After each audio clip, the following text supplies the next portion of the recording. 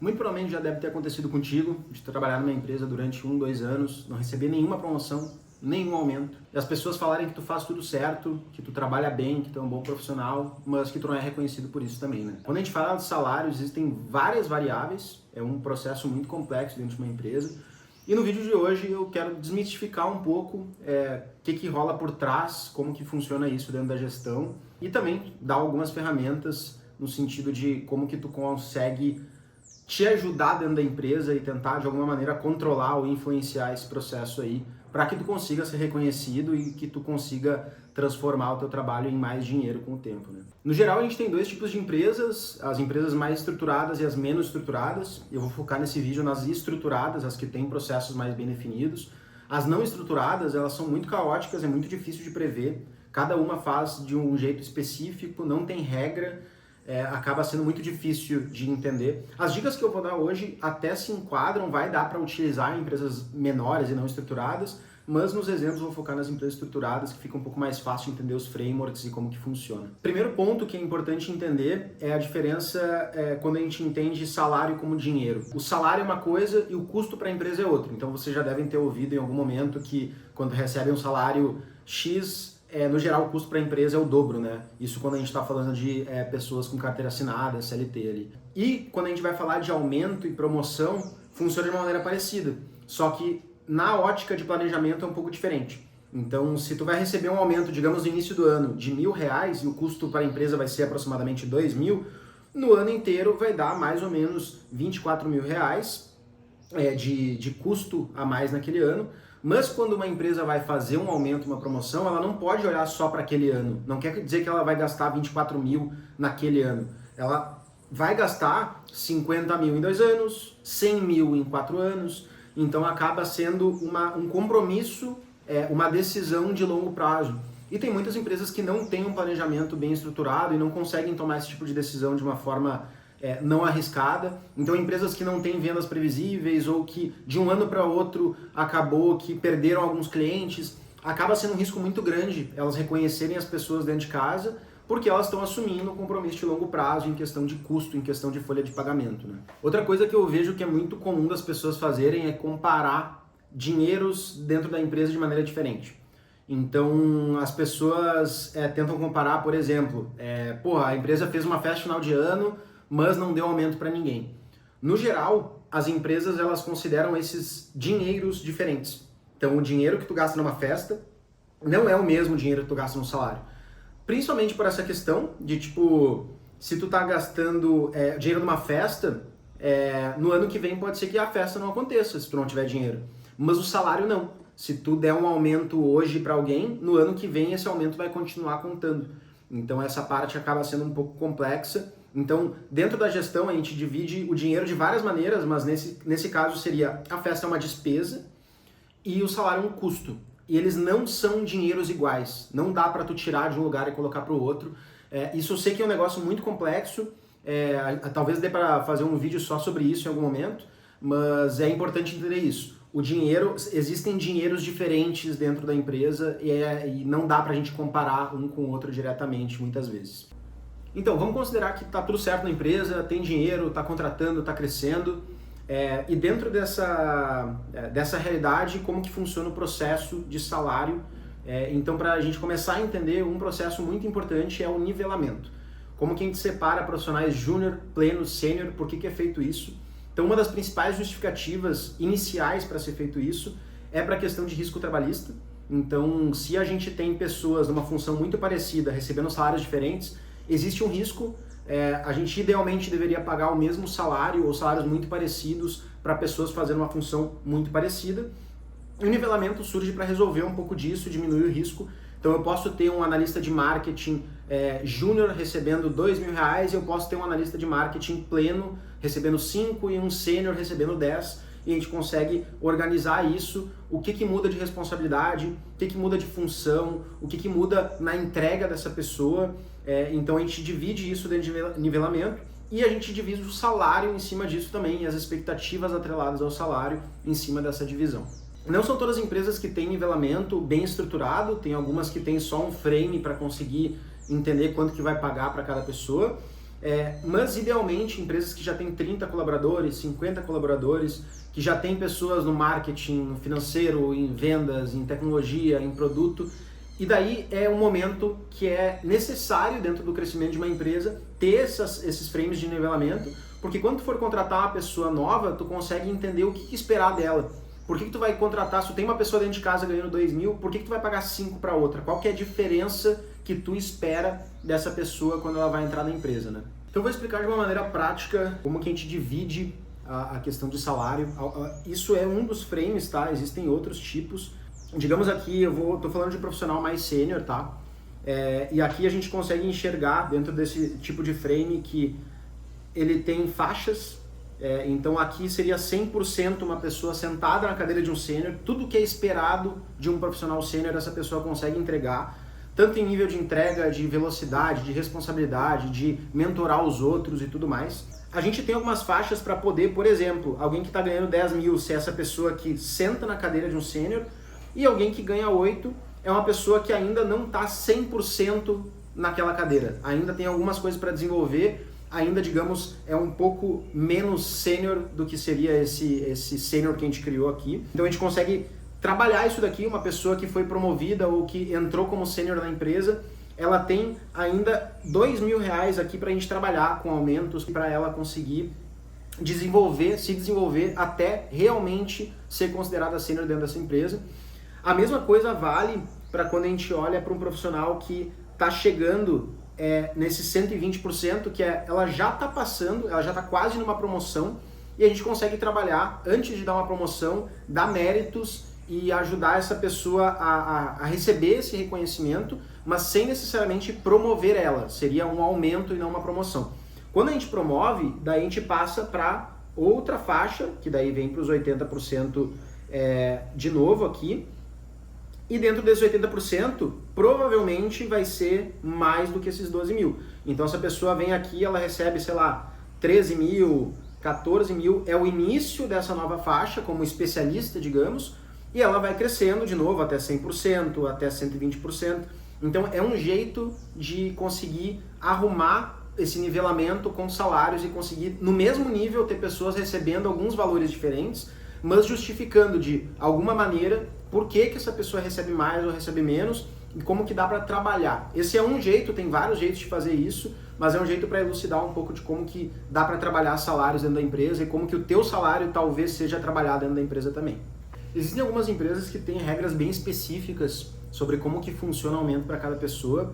Tem empresas que botam um teto anual, então a pessoa só pode receber 10% de aumento em cada ano. Na promoção, às vezes, eles abrem uma faixa um pouco maior, então em vez de 10% pode ser 20%, só que considera, digamos que tu ganha 10 mil hoje.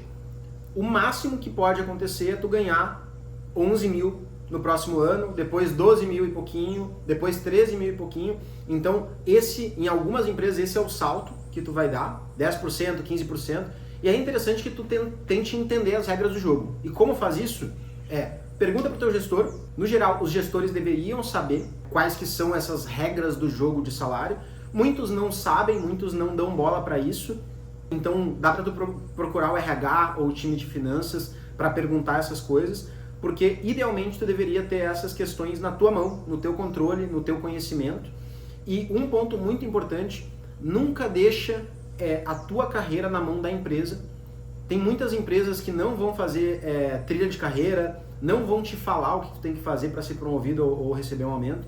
Então, idealmente, depois a gente fala um pouquinho mais sobre isso, mas idealmente tu tem que puxar isso, tu tem que chamar o teu gestor e falar, porra, eu queria ganhar tanto, quanto tempo que eu demoro para fazer isso, o que eu tenho que fazer 6 meses a 6 meses, fazer um plano com ele e desenvolvendo isso para ficar mais na tua mão essa questão da tua carreira e do teu desenvolvimento. No geral, essas empresas que são mais estruturadas, elas têm processos de avaliação de desempenho, de performance, enfim, cada empresa chama de um jeito diferente. E junto com essas avaliações, tem datas específicas para aumentos e promoções. No geral, é entre 1 e 2 datas no ano, para não deixar o financeiro doido. Então, salvo exceções, no geral tem 1 a 2 datas para tu conseguir dar esses aumentos e promoções. Essas datas, no geral, respeitam algumas regras de sindicato. Não que necessariamente respeite regras, mas a gente, quando olha pro ano inteiro, a gente tem os dissídios, que são os reajustes pela inflação, sendo feitos nesses primeiros meses do ano. Então, se eu dou um aumento para alguém em janeiro, fevereiro, e o dissídio sai em março ou abril, acaba que eu vou ter que pagar, vou dar um aumento para ela e depois vou dar outro ajuste. Então isso acaba sendo um custo sobre um custo e acaba sendo ruim dentro do planejamento da empresa. Então é muito difícil que os aumentos das pessoas vão sair antes de março, e a outra data no geral é setembro, porque daí tem tempo suficiente até chegar até aqui em março, justifica essa mudança, esse aumento aí para as pessoas em setembro. Então, no geral, as janelas elas giram de aumento, de reajuste março ou abril e setembro, que são as datas das avaliações. Então, tentam acabar a avaliação no final do ano, início do ano, para daqui a 1 ou 2 meses as pessoas recebam os méritos, e a mesma coisa no final do ano ali. Então, quando a gente faz a separação em duas, é comum que seja respeitado isso, para que não dê um aumento para a pessoa e depois ela receba o reajuste do dissídio, da inflação, em cima desse novo salário. Eu acho que quando a gente fala de aumentos e promoções, o fator mais importante que a gente tem é a tua liderança. A tua liderança, agora não falando se ela é boa ou ruim como profissional, como, sei lá, gerente de vendas, tech lead, mas como ela é como liderança, como ela te gere, como ela gere o time, o quão criterioso essa pessoa vai ser durante esses processos, porque depende muito dela como que vai funcionar as coisas dentro do processo de promoções, de aumentos e de avaliação. Tem uma metodologia que é bastante utilizada dentro das avaliações para conseguir visualizar as pessoas, que é o Ninebox. Eu não gosto tanto dessa metodologia, eu acho que já é bem antiga, engessada, mas é muito utilizada. Eu vou usar ela aqui como exemplo para entender como que as coisas funcionam e como as pessoas visualizam. Então, assim, quando a gente olha essa matriz aqui, são 9 quadrantes, seria o Ninebox, né? 9 espaços aqui. A gente tem o eixo X, que seria o desempenho, e o eixo Y, que seria o potencial, ou às vezes comportamento, ou às vezes cultura. E a soma desses dois coloca uma pessoa em uma caixinha ou na outra, tá? No geral, para receber promoções ou aumentos, as pessoas elas vão estar ou aqui nesse quadrante, ou nesses outros dois aqui. Então, se as pessoas não estão nesses quadrantes, é muito improvável que elas vão receber algum mérito, alguma promoção, tá? E, de resto, aqui embaixo, nesses amarelos, são pessoas que estão num ponto de atenção que elas têm que melhorar, mas, no geral, é muito difícil demitir alguém daqui porque ela está aqui, como uma justificativa. E quem está aqui, daí sim, são pessoas que têm um risco maior para serem demitidas. No geral, depois de uma avaliação que uma pessoa está nesse quadrante aqui, ela tem um tempo específico, 3 meses, 6 meses até a próxima avaliação para melhorar e desenvolver os pontos que precisa ser feito, senão muito provavelmente vai ser substituída, ou talvez às vezes nem aconteça isso, ela não tem essa segunda chance aí de melhorar, mas no geral a gente olha esse Ninebox aqui, esse gráfico dessa maneira. Então, pensando em como que as coisas funcionam, a gente tem aqui 2 desvios acima, seriam essas pessoas que provavelmente vão receber algum valor. 2 desvios abaixo, essa pessoa que provavelmente está em risco de ser demitido. E tudo isso daqui, que seria esses 95% praticamente, são pessoas que, no geral, não vão receber algum aumento. No máximo, esses 13% aqui talvez recebam alguma coisa, que são esses 2 quadradinhos verdes aqui. Então, a maioria das pessoas está aqui. 90% da empresa não vai receber nenhum mérito, nenhum reajuste. Então, por isso que eu falo que a liderança importa tanto. Porque se a tua liderança é muito boazinha e avalia todo o teu time muito bem, como que ela vai conseguir dar aumento para todo mundo? Não tem dinheiro para dar aumento para todo mundo. Então, se ela coloca todo o time dela aqui, provavelmente vai ter 1 ou 2 pessoas que vão estar aqui, que talvez vão receber alguma coisa. Essas outras pessoas não vão ter como, porque não tem como colocar todo mundo para receber um aumento ou mérito. E se tu tem uma liderança que é muito carrasca, muito exigente, as pessoas vão todas ficar por aqui e ninguém vai receber um aumento. Então, isso usando essa metodologia, tá? Depende de empresa para empresa, muda um pouquinho. Mas, a partir disso, a gente cria um outro processo nesse tipo de avaliação, que é o processo de calibração. No processo de calibração, depois que todo mundo foi avaliado, todo mundo está nos quadradinhos correspondentes, a gente cria como se fosse um comitê onde o RH, a alta gestão da empresa e algumas lideranças que trabalham entre si, então marketing, vendas, produto e tecnologia, são áreas que trabalham juntos, as lideranças todas sentam e eles tentam calibrar essa régua, para não acontecer de ter uma liderança muito boazinha que vai dar notas muito boas para todo mundo e uma liderança muito exigente que vai dar notas ruins para todo mundo, para a gente conseguir calibrar e conseguir adequar a expectativa da empresa no geral com seus profissionais.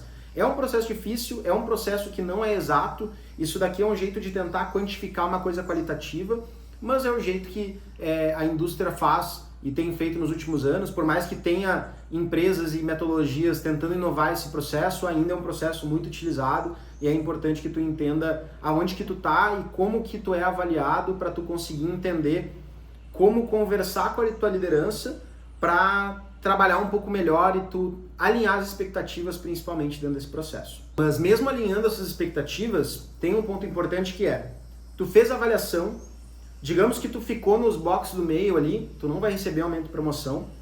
Depois de 1-2 meses da avaliação, tu vai receber o teu feedback. Então o teu feedback foi tudo, não, tá tudo bem, tá legal, etc.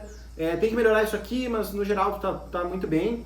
E daí tu pergunta, eu quero ser promovido, quero receber um aumento, o que eu faço? Tu vai combinar com a tua liderança, esse combinado não é necessariamente uma correlação 100%, pode ser que tu entregue tudo e não receba um aumento, isso é possível porque não é a tua liderança que controla 100% desse processo, mas digamos que tu vai conseguir fazer todas essas coisas. Tu vai ter 3 ou 4 meses para essa mudança, e daqui a 3 ou 4 meses tu vai ter outra avaliação, e daí depois dessa avaliação vai ter o processo de calibração, para daí tu receber o feedback de novo e talvez tu receber um aumento. Então, por isso esse processo é meio merda, é meio moroso, porque condiciona a melhora e o crescimento de experiência e nivelamento da pessoa a tempo. Isso não é uma realidade.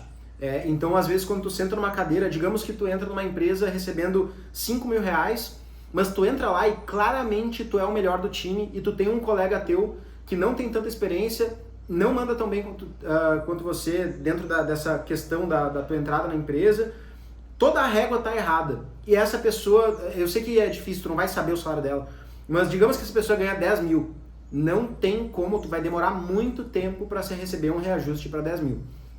Algumas empresas fazem esses reajustes maiores, exceção da exceção, é muito difícil. Só que essa é a régua. Então tu vai estar com essa régua maior. Talvez tu vai receber de uma maneira mais fácil uma promoção ou mérito, mas vai ser isso, vai ser 10%, 15%, até tu conseguir chegar no mesmo nível da outra pessoa, por mais que ela seja pior do que tu, com menos experiência e tudo mais, ainda vai demorar um tempo para tu conseguir chegar lá. E se tu não receber um aumento ou uma promoção dentro desses primeiros 6 meses, vai demorar mais 6 meses, então é um ano inteiro para talvez tu receber um aumento. E que está condicionado a várias coisas, né? Se a empresa estiver perdendo cliente, não estiver batendo meta de faturamento e tudo mais, pode ser que não vai ter, mesmo tu mandando muito bem, pode ser que não vai ter um aumento ou mérito para ti no final desse ciclo aí. Então o timing importa muito. Eu acho que é uma das questões mais importantes. Tem, como a gente falou, tem muitas variáveis, mas o timing importa bastante. Não só o timing da empresa, no sentido de se ela está bem, se ela está mal, mas o timing também de quando que tu vai exigir essas coisas, quando que tu vai atrás de controlar esse processo. Mas falando sobre a tua parte, o que tu pode fazer de algumas coisas que a gente já falou.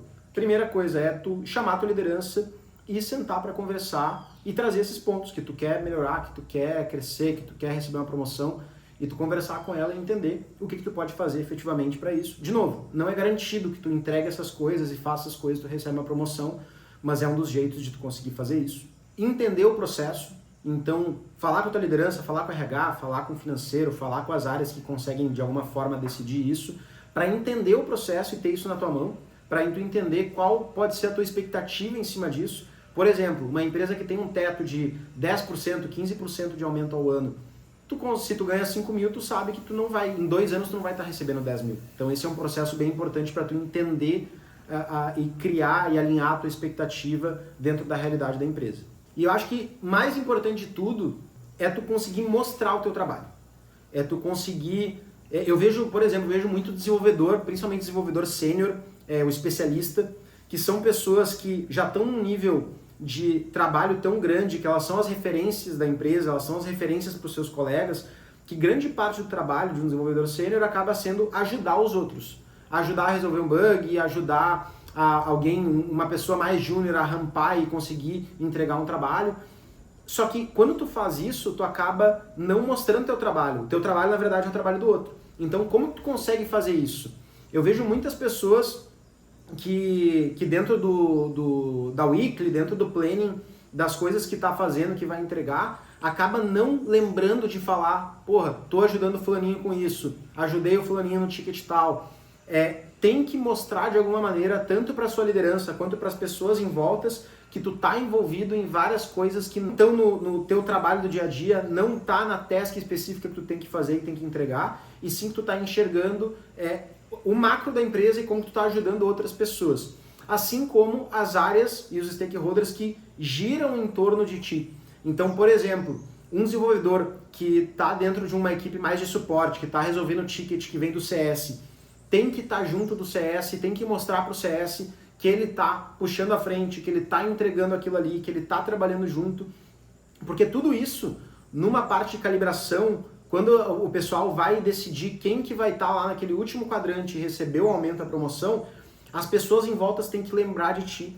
E quando tu não mostra o teu trabalho, isso acaba sendo muito difícil. Eu sei que é muito politicagem, é uma parte chata, muita gente não gosta de fazer isso, mas é uma parte que gera muito resultado e que é importante as pessoas enxergarem o que tu está fazendo para depois tu conseguir convencer elas que vale a pena eles te pagarem mais, te dar uma promoção, te reconhecer, porque tu é uma pessoa que realmente está vestindo a camisa e entregando a mais, né? Eu acho que é sempre válido, aonde a gente está trabalhando, a gente vestir a camisa, entregar, dar um sangue, mas entender que a gente não depende da empresa e eles principalmente não dependem da gente. A gente é sempre dispensável, é muito fácil para a empresa a gente sair, eles reporem alguém no nosso lugar. Às vezes gera algum problema, às vezes gera um atrito, gera retrabalho, mas a empresa vai continuar lá. Então a gente não pode ficar dependendo da empresa e esperar com que a gente vai passar 2, 3, 5, 10 anos naquela empresa até melhorar as coisas. A gente tem que tomar a responsabilidade da nossa carreira, da nossa vida e tomar decisão. Às vezes o melhor jeito é a gente sair da empresa, achar uma outra vaga, outra oportunidade que vai reconhecer a gente, vai dar um desafio que vai fazer a gente ir para frente e vai se desenvolver mais. Hoje a média, já faz um tempinho, que a média de tempo de uma pessoa, principalmente em startups ou empresas de tecnologia, gira em torno de 2 anos, 2 anos e pouco. Então, depois de 2 anos, é comum as pessoas saírem, tanto para buscar outras lideranças, outros desafios, salários maiores, porque, de novo, dentro de casa, dentro da empresa, às vezes é difícil receber esse reconhecimento. Então eu acho que é importante a gente sempre estar verificando se continua fazendo sentido a gente estar ali, entendendo as regras do jogo, entendendo se a gente está se sentindo valorizado e desafiado, para a gente continuar crescendo como profissional e como pessoa ali dentro, né?